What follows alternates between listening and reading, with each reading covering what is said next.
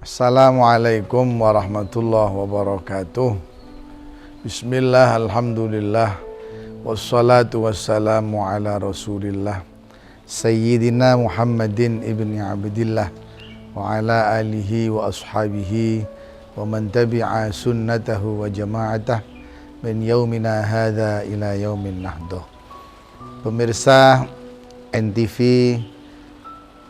yang dimuliakan Allah, selamat menunaikan ibadah puasa tahun 1443 Hijriah. Semoga segala amal kita di bulan puasa ini diterima oleh Allah Subhanahu wa Ta'ala. Pemirsa yang berbahagia, di dalam berpuasa bulan Ramadan perlu kita menjaga kualitas puasa kita, agar kualitas puasa kita itu benar-benar tetap ada, benar-benar sukses, dan kita akan mendapatkan janji-janji yang telah disiapkan oleh Allah Subhanahu wa Ta'ala. Imam Izzuddin bin Abdussalam di dalam kitab Qawaidus Shaum menjabarkan bahwa ada beberapa faedah puasa bulan Ramadan. Di antaranya adalah raf'us saut, raf'ud darajat. Di antaranya adalah raf'ud darajat. Apa yang dimaksud raf'ud darajat? Beliau menjabarkan sebuah hadis, idza jaa Ramadan futihat abwabul jannah wa ghulliqat abwabun nar wa suffidat asyayatin. Manakala bulan puasa telah datang, maka dibukakan pintu surga, ditutup pintu neraka, dan dibelenggu para syaitan. Hadis ini bukan berarti secara nyata pintu-pintu surga akan dibuka, tapi makna dibuka pintu surga ini adalah segala pintu kebaikan terbuka, segala pintu kebaikan yang menyebabkan kita akan masuk surga terbuka secara lapang. Dengan bukti, misalnya orang bersedekah di bulan puasa akan mendapatkan pahala berlipat ganda. Amalan-amalan sunnah akan mendapatkan pahala fardu, pahala ibadah wajib, dan sebagainya dan sebagainya. Lalu yang dimaksud ditutup pintu neraka, itu maksudnya adalah pintu-pintu kejelekan, pintu-pintu kerusakan, pintu-pintu maksiat ditutup. Pintu-pintu maksiat itulah yang menyebabkan kita semua masuk ke dalam neraka. Di bulan puasa ini pintu-pintu maksiat itu ditutup oleh Allah Subhanahu wa Ta'ala yang menyebabkan kita masuk neraka. Selanjutnya adalah setan dibelenggu. Arti setan dibelenggu itu, Imam Izzuddin bin Abdussalam menjabarkan bahwa godaan-godaan setan, rekayasa-rekayasa setan di bulan puasa ini diputus oleh Allah Subhanahu wa Ta'ala. Ini maksud hadis bahwa manakala bulan Ramadan tiba, dibuka pintu-pintu surga, ditutup pintu-pintu neraka, dibelenggu para setan. Ini baru satu derajat untuk kita semua.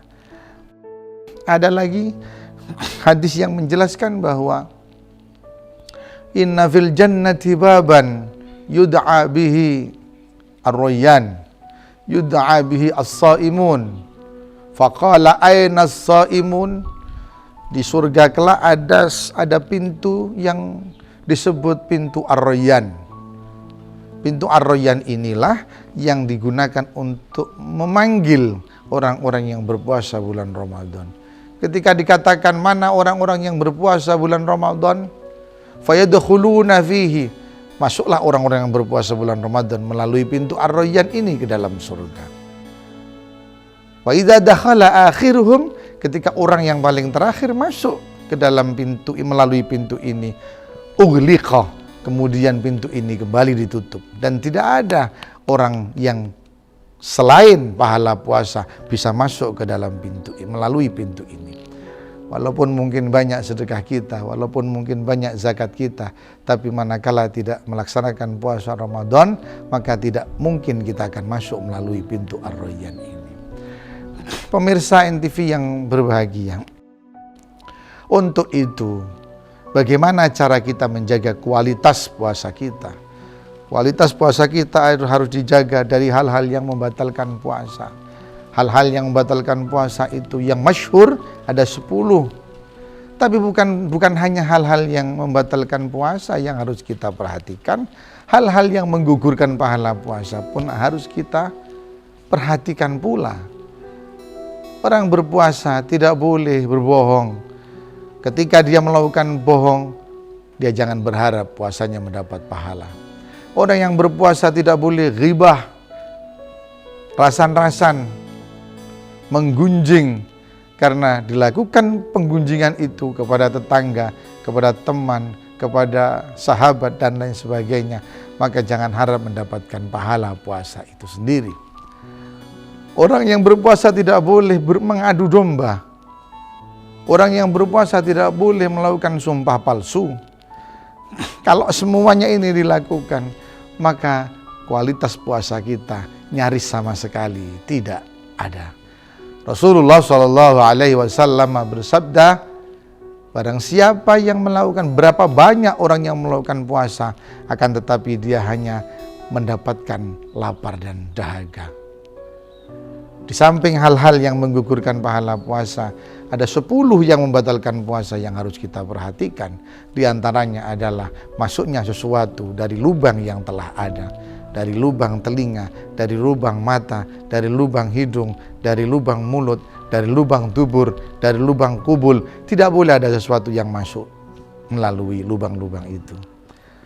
Mungkin panjenengan bertanya, bagaimana kalau suntik? Suntik bukan melalui lubang, tapi suntik melalui pori-pori, dan ini tidak membatalkan puasa. Bagaimana kalau vaksin? Vaksin melalui suntik, suntikan itu tidak membatalkan puasa. Infus melalui suntik, suntikan itu tidak membatalkan puasa.